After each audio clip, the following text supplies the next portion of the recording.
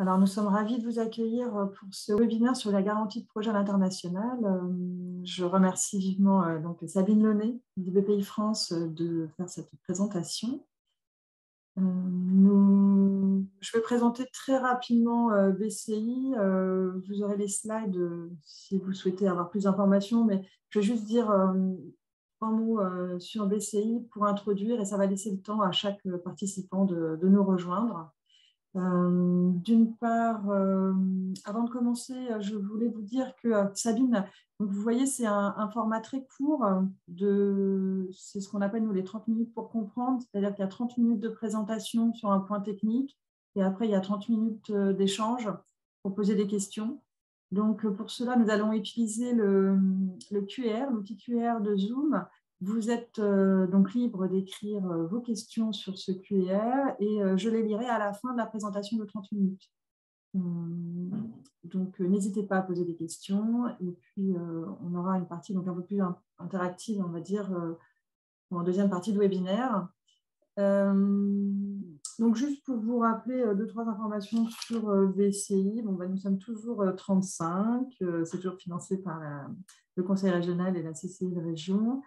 Nous avons donc un réseau de 200 prestataires dans le monde qui sont là pour vous épauler dans vos projets. Mais j'imagine que si vous êtes intéressé par la garantie de projet international, c'est que vous avez déjà concrètement avancé sur vos projections dans les pays concernés. Je voulais juste vous rappeler qu'en tant que conseiller à l'international, à BCI, nous proposons un certain nombre de diagnostics et qui sont parfois complémentaires. Par exemple, les diag-export, c'est pour vraiment imaginer de nouveaux business models à l'international. Ça peut être pour structurer une approche que vous aviez des demandes entrantes de manière assez opportuniste et que vous voulez structurer, rendre plus efficace votre approche à l'international. Ça peut être sur votre activité principale, mais aussi sur des nouvelles activités. Donc, c'est parfois l'occasion de faire des diag-export sur des activités secondaires de vos entreprises. On a aussi le diag-TACI sur les pratiques du commerce international. Et ça, je trouve qu'on ne l'utilise pas assez parce que c'est un peu comme un process guideline pour sécuriser toutes vos pratiques ADV. Et voilà, c'est proposé aussi par les conseillers à l'international de BCI. C'est des diagnostics qui sont gratuits. On propose aussi ce qu'on appelle la priorisation de pays-marché pour vérifier l'adéquation entre les couples pays produits pour l'avenir à 5 ans. Pour voir, on croise toutes des datas de type douanière, réglementaire avec vos critères spécifiques en lien avec votre secteur d'activité, vos produits, vos services. Et donc, voilà, pour anticiper, on va dire, des développements export qui sont à moyen terme, c'est toujours intéressant. Et enfin, on propose des plans d'action et de financement pour budgéter et financer vos projets. C'est les trois, quatre, on va dire, accompagnements qu'on propose gratuitement, financés donc, par le Conseil régional et la CCI de région. Par ailleurs, je voulais juste rappeler que nous proposions à BCI des outils de veille, autant réglementaires que marché, recueil d'acteurs clés pour nos adhérents spécifiquement, mais c'est en ligne sur notre site web. Et pour nos adhérents aussi, on met en relation les dirigeants sur les problématiques export ou techniques ou réglementaires via BCI Connect. Et enfin, c'est un outil qui n'est pas assez utilisé, je trouve, c'est Invest in Bretagne. Je pense notamment à tous vos fournisseurs, à vos clients qui potentiellement peuvent se dire qu'il y a un marché en France, il y a un marché en Europe, ils ont besoin de peut-être investir en France pour mieux vous accompagner, mieux vous suivre ou aller chercher des relais de croissance. Voilà, on a un département Invest in Bretagne qui est vraiment facilitateur, qui peut organiser des missions de rencontres avec des partenaires potentiels ici et mettre en relation avec tous les dispositifs publics ou voire privés d'implantation. Et enfin, aider dans la lecture, on va dire, réglementaire, administrative. Donc, voilà. Je vois que quelqu'un a levé la main. enfin, en tout cas, vous pouvez lever la main si vous le souhaitez. Vous pouvez poser des questions par la suite, plutôt dans la deuxième partie du webinaire. Je vais laisser Sabine commencer. Ça y est, nous sommes presque une trentaine là. Et puis nous sommes presque à l'heure. Donc voilà. Merci Sabine. Merci à toi Capucine. Bonjour à tous, Sabine Launay, je suis chargée d'affaires internationales chez BPI France. Je suis à Rennes et j'accompagne les entreprises exportatrices d'Ille-et-Vilaine et des Côtes-d'Armor. Mon homologue est Lydie Kernéis et Lydie va accompagner les entreprises du Finistère et du Morbihan. Toutes les deux, nous avons le même périmètre puisque nous avons pour mission de présenter les aides publiques à l'export de l'État. Donc, elles sont adossées à de la ressource publique, celle du Trésor. Et parmi ces différents outils, alors le plus connu, c'est l'assurance prospection. Je pense que vous en avez entendu parler, vous en avez bénéficié. Il y en a d'autres, bien sûr, et parmi eux, je vais vous présenter aujourd'hui la garantie de projet à l'international. C'est un dispositif qui existe en tant que tel depuis plusieurs années. Par contre, cet été, on a eu le feu vert de l'État pour l'élargir aux pays européens, puisque précédemment, il ne concernait que les pays tiers. Donc voilà, avec Capucine, on s'est dit que c'était le bon moment pour vous présenter cet outil, puisque bien voilà, l'Union européenne est finalement constitue nos premiers débouchés commerciaux.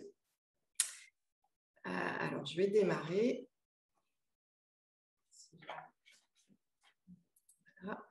Alors, pourquoi s'implanter à l'étranger? Alors ça, vous connaissez mieux les raisons que moi, hein. L'idée, ça va être de pénétrer des nouveaux marchés, hein, pour étendre ses activités, ses gammes de produits. Ça peut être aussi pour acquérir de nouveaux savoir-faire, de nouvelles compétences. Également, et on le voit pour des pays comme le Brésil, la réglementation va être protectionniste. Et donc, pour franchir des barrières douanières, par exemple, vous allez choisir de vous implanter dans le pays. Ça peut être également pour se redéployer, se diversifier, hein, tout simplement, trouver des nouvelles bulles d'oxygène, hein, dans votre développement. Et puis aussi pour gagner du temps, hein, apporter de la proximité à vos clients et à vos partenaires en étant à côté d'eux. Voilà. Donc, je vais vous présenter, on va commencer tout de suite par les grandes caractéristiques de la garantie projet international. Je vais l'appeler par son acronyme dans la suite de la présentation. Je parlerai de GPI. Voilà. Donc, en quoi consiste la GPI? C'est quoi le principe? La GPI a pour but de couvrir les apports en fonds propres que vous allez faire au moment de la création de la filiale locale, mais également dans le cadre de son développement, puisqu'on sait bien que parfois la création de filiale ne consomme pas trop de cash. Vous allez la doter avec un capital social, mais finalement les besoins vont augmenter avec le temps, notamment quand il y a des recrutements à faire et que cette filiale ne génère pas encore assez de chiffre d'affaires pour supporter de manière autonome les nouvelles charges. Donc, on va pouvoir intervenir dans le cadre du développement de la filiale à l'étranger et puis aussi vous accompagner dans des opérations de croissance externe avec des rachats de titres dans des structures qui existent déjà. Quels risques couvrons-nous avec la GPI? Alors, on va définir ce risque en creux, hein.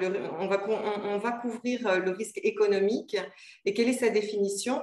Eh bien, le risque économique, c'est une défaillance d'origine économique ou commerciale et qui ne résulte ni d'une catastrophe naturelle, ni d'un événement ou d'une décision d'ordre politique ou administratif à caractère national ou international. Vous le comprenez bien, on définit le risque économique en creux par rapport au risque politique. Le risque politique, pour l'illustrer, ça peut être des actes de terrorisme, de sabotage, ça peut être des émeutes, voilà, des réquisitions dans le pays. Des mesures administratives, eh bien là, on va peut-être parler plus d'inconvertibilité de la devise, par exemple, qui est imposée de facto par l'État, ou des mesures d'expropriation. Donc, tous ces risques qu'on va qualifier finalement de risques politiques, vous allez pouvoir trouver d'autres solutions pour les assurer auprès de BPI France avec notre activité d'assurance crédit, mais auprès également des assureurs crédits privés, tels que COFA, CELAR, etc. Alors, revenons sur le risque économique. Il va y avoir plusieurs cas de mise en jeu, on en distingue 3.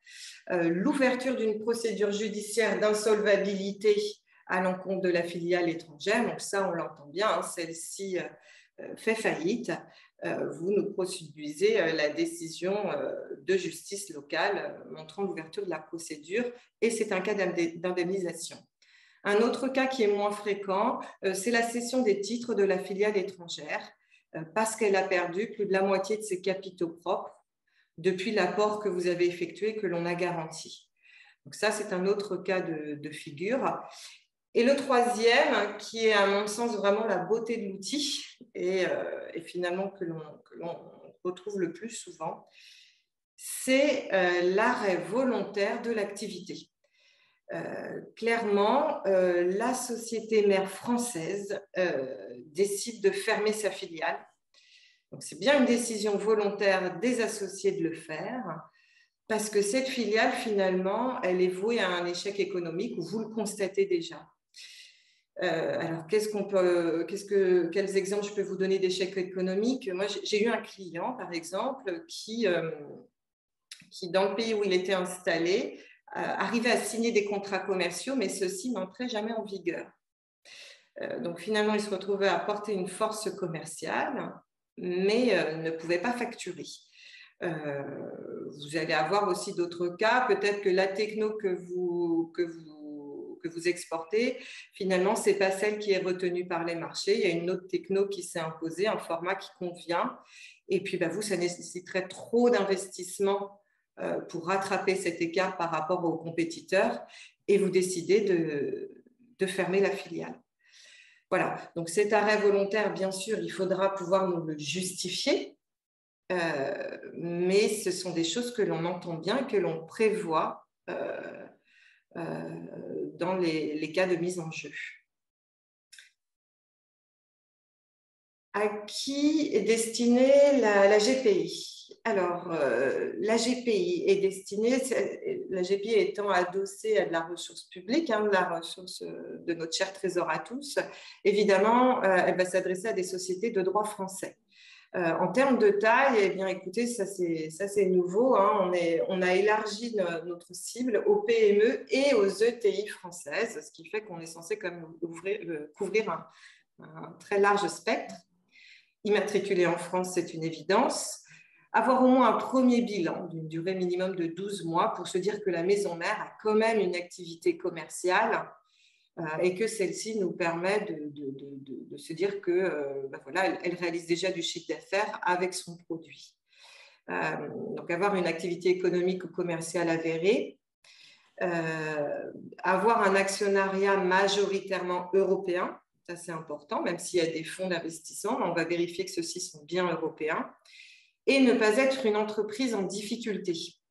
Une entreprise en difficulté, c'est une notion européenne. Une entreprise est qualifiée en difficulté lorsque ses fonds propres sont inférieurs à la moitié de son capital social et de ses primes d'émission. Donc ça, c'est un critère d'exclusion, mais qui vaut aussi pour les autres produits opérés par BPI France. Dans les montages que l'on voit, parfois on voit, alors couramment dans les sociétés françaises, on va avoir une société holding et une société d'exploitation. Et puis finalement, on peut avoir une filiale étrangère qui va être une filiale de commercialisation, par exemple. Se pose la question de son rattachement juridique. Est-ce qu'on la rattache à la société d'exploitation ou à la société holding française? Bien, peu importe pour nous, on raisonnera vraiment en groupe et on s'assurera qu'au niveau de ce groupe, il y a bien une activité économique et commerciale avérée, que le holding, si c'est lui qui est la maison mère, a bien un bilan de plus de 12 mois et que les activités sont complémentaires. La filiale étrangère, là j'en reviens vraiment à cette grosse actualité de l'été. La filiale, elle doit être implantée à l'étranger. Donc l'étranger, ça peut être la Belgique. Maintenant, la GPI est ouverte à tous les pays de l'Union européenne et non plus qu'aux pays tiers. Alors, on exclut simplement les DROM et les COM. Mais sinon, vous ne posez plus de questions sur le pays. Ce sont tous les pays, sauf quand même ceux qui vont être interdits ou peu fréquentables. La filiale doit être détenue majoritairement par la maison mère. Et cela, on l'entend bien, parce que dans la mesure où on assure un risque d'échec économique et que la mise en jeu de cet échec économique peut résulter d'une décision volontaire de la maison mère, il faut quand même que la maison mère soit responsable de la gestion de la société fille et que ce soit bien elle qui prenne les décisions. Donc, on demande à ce que la filiale soit détenue majoritairement par la maison mère. Et bien sûr, dans le capital de cette filiale, on peut avoir un partenaire local et créer ensemble une JV. Il y a des exceptions à cette détention majoritaire. On peut, dans certains cas, assurer les apports alors même que vous êtes minoritaire dans la filiale. Alors, le cas le plus fréquent, c'est le droit local, tout simplement, qui va vous interdire en tant qu'investisseur étranger de détenir la majorité du capital social de cette société fille. Dans ce cas, on vous demandera de nous montrer que le droit local vous interdit d'être majoritaire et on vous demandera que vous ayez quand même une influence forte sur les décisions, donc soit être au maximum de ce que le droit autorise, ou à minima avoir quand même la minorité de blocage. Il nous arrive, et alors là c'est encore un peu plus exceptionnel, mais alors même que le droit local vous autorise à être majoritaire, on peut parfois accepter de vous assurer alors même que vous êtes minoritaire. Alors, c'est vraiment du dérogatoire. Je ne peux pas vous assurer d'avoir un accord sur ce point-là, mais ça se tente dès lors que vous nous expliquez tout simplement les motivations, pourquoi ce n'est pas une bonne idée d'être majoritaire et que vous nous montrez bien que pour autant, vous aurez un rôle important dans la gérance. La gestion de la société, qu'il y aura bien un pacte d'actionnaires, que vous aurez bien une minorité de blocage, accès à différents reportings, etc. Voilà. Donc, mais retenez vraiment que le cas de figure, c'est la détention majoritaire des titres de la société mère et par exception, à la marge, on peut regarder quand vous êtes minoritaire. Quelles sont les opérations éligibles à la garantie projet international? Eh bien, comme je vous le disais tout à l'heure, on va garantir des apports en fonds propres au moment de la création, du développement de la fille, l'acquisition de titres. Et quels sont les apports, enfin, quelle forme d'apport nous allons assurer? Donc, ce soit des apports en numéraire, au capital social, tout simplement, ça c'est le plus évident, mais aussi les achats ou souscriptions d'actions lorsque vous faites votre croissance externe. Et puis également, après, les apports en compte courant et les prêts participatifs, si comptablement, les sommes que vous apportez à votre société fille ne sont pas considérées comme des comptes courants, mais comptabilisées comme des prêts, on va également pouvoir les assurer. Pour autant, il faut que ce soit des sommes pérennes qui soient laissées dans la société. C'est pour ça qu'on précise bien que les avances d'actionnaires doivent être bloquées au moins 3 ans. Et si on est sur un prêt participatif, il nous faudra le tableau d'amortissement de ce prêt. Et pareil, s'assurer qu'on est bien sur une durée longue, au-delà de 3 ans minimum. Donc, j'insiste bien sur quand est-ce que vous pouvez déclencher ou faire votre demande de GPI. Ne pensez pas qu'elle se limite à la création d'une filiale, car comme je vous le disais tout à l'heure, et vous le savez mieux que moi, les besoins sont parfois pas très importants au démarrage, mais ceux-ci s'avèrent plus élevés dans les phases de développement. Donc, on peut ne pas intervenir au moment de la création de la filiale et pour autant être présent dans les apports successifs qui se feront dans les phases de développement. Les opérations non éligibles, les opérations de restructuration financière, il y a déjà de la mort dans l'œuf, donc on va pas y aller. Les opérations de délocalisation, rappelez-vous qu'on est sur des deniers publics de nos impôts, donc on ne va pas aller sur des opérations de délocalisation évidemment. On va s'assurer que l'activité de la filiale étrangère n'a pas d'impact sur l'activité en France. Et puis, ce qu'on ne prend pas non plus, ce sont les apports en nature et les opérations de crédit bail. Alors, combien? Quel montant on peut assurer, sur quelle durée et combien ça coûte? Alors, le plafond d'encours maximum, c'est 1,5 million. Rappelez-vous, notre quotité de garantie, elle est de 50%. Ça veut dire qu'au maximum, on peut assurer un encours de 3 millions et on raisonnera en groupe. Voilà, donc s'il y a plusieurs GPI sollicités sur différentes filiales, on cumulera les encours pour s'assurer qu'on respecte bien ce plafond. La quotité de garantie, elle est de 50%. Et la durée de garantie ou d'assurance, elle est comprise entre 3 ans et 7 ans. Là, c'est vous qui choisissez la durée de couverture suivant finalement le temps que vous vous donnez pour que la société soit viable. On introduit une période de franchise de 12 mois qui va s'appliquer à l'issue des versements de tous les apports qu'on aura assurés. Voilà, donc il y a une période de franchise de 12 mois. Encore une fois, s'il y avait une mise en jeu précoce, bien peut-être ce serait un signal deuxième, s'il y avait déjà un problème dès le départ et on ne l'a pas bien identifié. Donc, on inclut cette période de franchise de 12 mois qui démarre au terme de la réalisation des apports qui avaient été prévus. Le coût de la commission, évidemment, sur ce produit, il y a un coût. Le coût, il est variable. On va tenir compte du risque pays pour définir le coût de la commission. Alors, le coût de la commission, il est de 0,50% sur les pays moins risqués. Alors, qu'est-ce qu'on va avoir à 0,50? Vous allez voir effectivement toute l'Union européenne. Vous allez avoir les États-Unis aussi, Singapour par exemple. Pour les pays avec un peu plus de risques, on va être sur une commission à 1%. Donc là, on aura par exemple la Chine. Et puis après, on a d'autres pays avec un risque un peu plus fort, où là, on sera sur le plafond de 2%. Ça peut être la Côte d'Ivoire par exemple. Alors pour la gradation du risque pays, ce n'est pas nous qui la faisons. On s'adosse sur la grille de l'OCDE qui définit les risques pays. Et en fonction de la note OCDE, bien, nous, on a notre table d'équivalence pour vous indiquer le coût de la commission.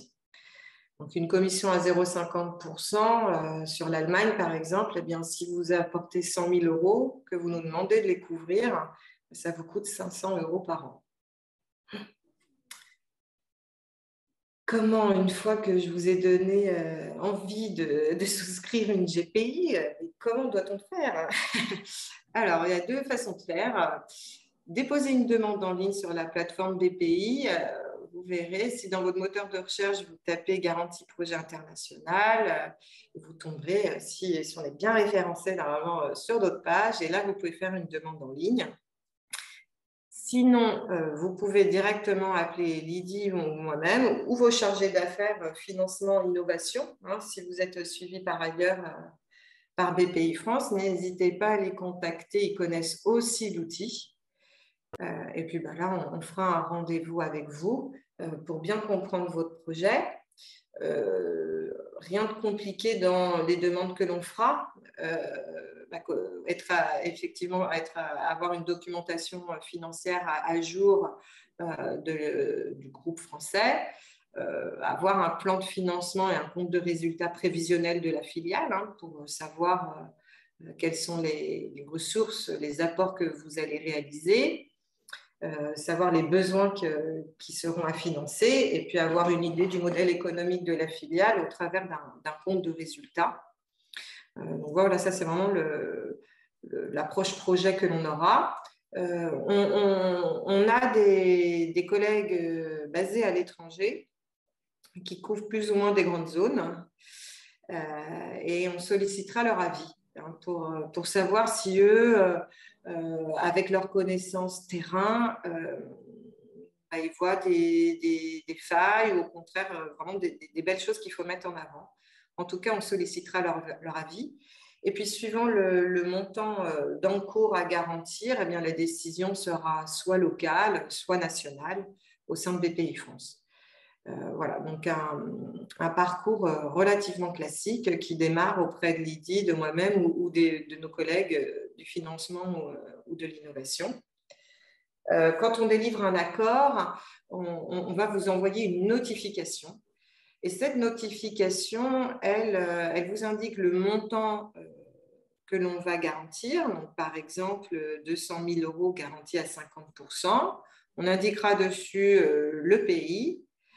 Et cette garantie précisera également la durée d'utilisation qui sera de 12 mois. Ça veut dire que vous aurez 12 mois pour réaliser les apports en capital, en compte courant, en prêt participatif. Vous aurez 12 mois pour assurer ces apports et bénéficier de la garantie. Donc, le principe, vous le comprenez, c'est d'assurer des sommes à venir. Pour autant, on accepte une petite rétroactivité, puisque par rapport à la date de la notification, on peut rétroagir de 6 mois. Si vous réalisez des apports et vous découvrez plus tard que vous pouvez utiliser la GPI, mais si on est dans ce délai de 6 mois avant la notification, on pourra rétroagir. Alors, la GPI est délégable aux banques. Ça peut vraiment intéresser vos banquiers. Pourquoi on l'a fait pourquoi on propose de la déléguer aux banques? Parce que finalement, l'apport que la maison mère va faire à sa fille, donc là, on aura bien une écriture en fonds propres, en compte courant ou en prêt participatif, mais l'origine de cet apport peut être un prêt bancaire. Et la banque qui va prêter aura peu de garanties, puisqu'elle ne pourra pas appréhender de garanties à l'étranger. Elle pourra avoir des garanties usuelles classiques telles que le nantissement de fonds. Elle pourra également utiliser les fonds de garantie BPI France, notamment le fonds de garantie international qui permettra de garantir jusqu'à 60% le prêt, pour autant que la société emprunteuse est une PME. Et cette garantie à 60% permettra de couvrir le risque de redressement judiciaire à l'encontre de la maison mère qui emprunte. La GPI pourra vraiment intéresser les banquiers parce qu'elle interviendra en complément, puisque, comme vous l'avez compris, elle couvre le risque d'échec économique de la filiale. Et donc, bien, la banque qui sait très bien la destination de l'argent peut être tout à fait intéressée pour appréhender cette garantie. Donc, c'est vous, notre seul interlocuteur, et c'est vous qui avez la main pour déléguer la GPI à votre banquier. Donc, dans ce cas-là, après la notification, il faudra bien nous avertir et on signera une convention tripartite, donc BPI France, banque et société qui bénéficient de la garantie. Donc, comme vous serez notre seul interlocuteur, c'est bien vous qui réglerez les commissions de garantie. Un petit récap des avantages et des limites de la GPI. Alors, comme on l'a vu tout à l'heure, elle bénéficie aux PME et aux ETI françaises. Bien retenir qu'il faut un actionnariat majoritairement européen. On est désormais ouvert à l'Europe, donc on couvre l'Europe et les pays tiers. La GPI couvre le risque commercial ou économique, on ne couvre pas le risque politique, comme on a pu le voir tout à l'heure. Vous pouvez la déléguer à votre banque et vous pouvez être un serial utilisateur de la GPI, puisque vous pouvez en solliciter plusieurs sur une même entité, à des phases successives, bien sûr, de son développement, où on utilisait plusieurs parce que vous avez plusieurs implantations locales. Les apports en devises étrangères sont éligibles. Et comme je vous disais, la GPI, eh bien, elle est cumulable avec d'autres garanties, ce qui fait que si c'est bien votre banque qui est à l'origine des apports et que vous êtes une PME, la banque peut à la fois solliciter le fonds de garantie international BPI France qui couvrira le risque de la maison mère et demander la délégation de la GPI qui couvrira le risque de la fille. La GPI ne couvre pas le risque politique.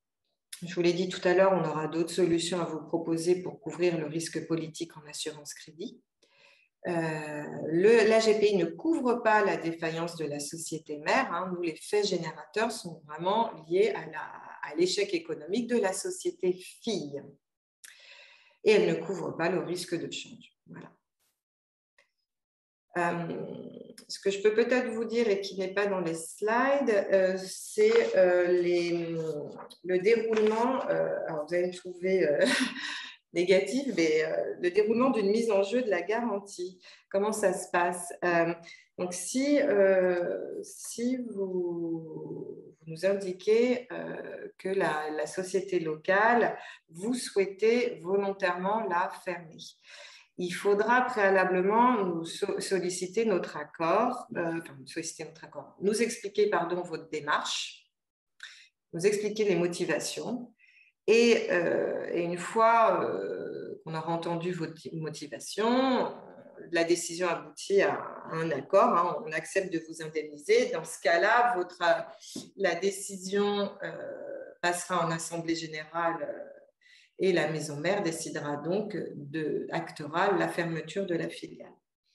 Donc ça, à ce moment-là, on vous versera la moitié de l'indemnité, donc la moitié des 50%. Et puis, on vous versera le solde des 50% restants sur justification du passage en perte dans les comptes de la société mère. Et on vous demandera en plus un certificat de clôture ou de radiation de la fille en cas de liquidation amiable. Donc, le versement, en fait, va se faire en 2 fois. La moitié de l'indemnité sera versée au moment de la mise en jeu de la garantie et le solde lorsque la perte sera constatée dans les livres de la maison mère. Voilà, je crois que je vais m'arrêter là. D'accord, merci Sabine. On a une question sur la Suisse, qui est donc maintenant un pays éligible. C'est ça. Est-ce que tu connais le taux peut-être c'est comme un pays européen? Je pense que c'est les pays dans l'accord de libre-échange. Donc c'est 0,5. Je pense qu'on doit être à 0,50, j'imagine. Je vais regarder vite fait. Donc, en fait, là, je vais aller sur le... Lydie confirme. Il y a Lydie en ligne qui confirme. Lydie confirme, 0,50. Ok. Voilà. Non, en fait, en gros, le 0,50, c'est vraiment pour tous les pays que l'on va qualifier de riches, donc les pays européens, les pays aussi fondateurs de l'OCDE. Voilà. D'accord. Ça va être le Canada également. Okay. Donc, par exemple, un pays comme le Japon, qui est un pays riche. Le Japon va être à 0,50 également. D'accord. Okay. Donc, je vous disais, la Chine a 1%. Et beaucoup de pays d'Afrique, on sera peut-être plutôt sur 2 points. Mais c'est assez logique aussi de tenir du risque pays qui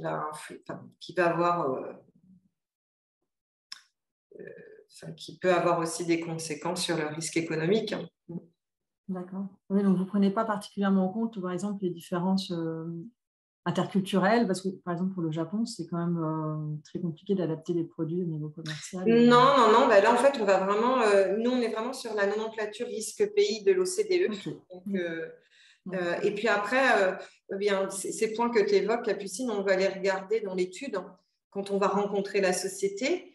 Et puis, on va également s'appuyer sur l'avis de notre collègue qui sera sur place ou qui couvrira le pays qui est dans sa zone, en tout cas, pour voir ses points de vigilance et puis s'entretenir avec l'entreprise pour voir comment elle les a appréhendés. D'accord. Ok. Je n'ai pas d'autres questions pour le moment. N'hésitez pas à poser des questions. Il nous reste quelques minutes.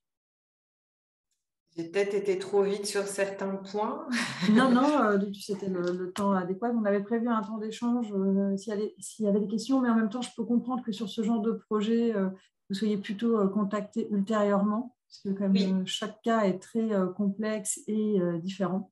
Donc, je pense que voilà. c'est un premier niveau d'information. C'était une présentation qui se voulait courte et efficace pour que chaque personne puisse prendre le meilleur de la présentation. Voilà, bah, je pense, Sabine, que, écoute, il n'y a pas d'autres questions. Je pense qu'on va pouvoir. Sabine, c'était parfait, tout a été dit. Voilà ce qu'on a comme commentaire. Je laisserai donc les entreprises et potentiellement les banques qui étaient présentes reprendre contact avec toi individuellement Oui, sur le voilà, projet. enfin, je mets aussi les coordonnées de Oui, Lydie. Mais en tout cas, vous pouvez nous en parler directement ou auprès de votre chargé d'affaires BPI France si vous êtes suivi par ailleurs. Tout le monde chez BPI France connaît la GPI. On estime vraiment que c'est ok. un, un joyau.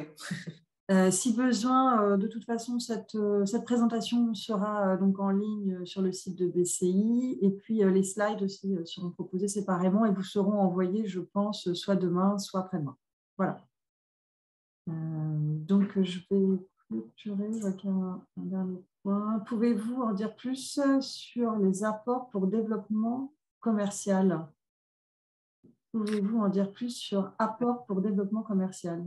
Oui, ben c'est des cas de figure qu'on en voit assez régulièrement, hein. On est sur une création d'une filiale commerciale locale avec une force commerciale proche du marché ciblé.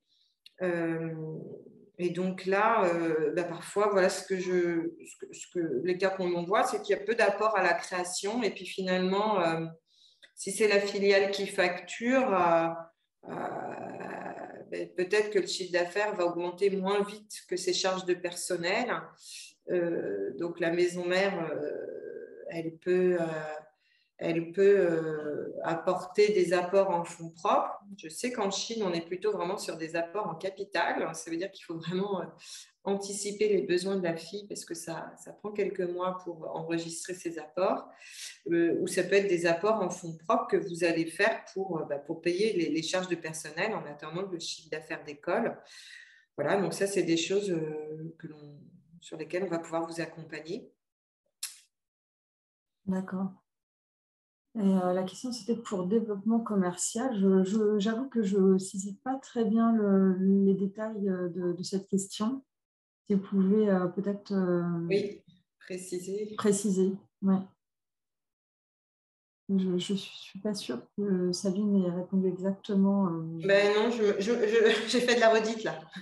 Non, non, non, mais en fait, je ne comprends pas très bien le sens de la question. En tout cas, je laisserai peut-être cette personne qui me... Oui, qu'elle prenne contact directement Voilà, avec nous, ce sera peut-être plus simple en fait pour exposer son cas. Et de toute façon, chaque cas est différent. On est habitué à faire du sur-mesure. ah oui, c'est ça. Elle vous contactera par ailleurs. Bon, Ok, bah, c'est très bien. Merci beaucoup. Et puis, on se dit à bientôt alors pour à un bientôt. Ouais. prochain webinaire. Au Très revoir. bien. Merci à vous. Au revoir. Au revoir.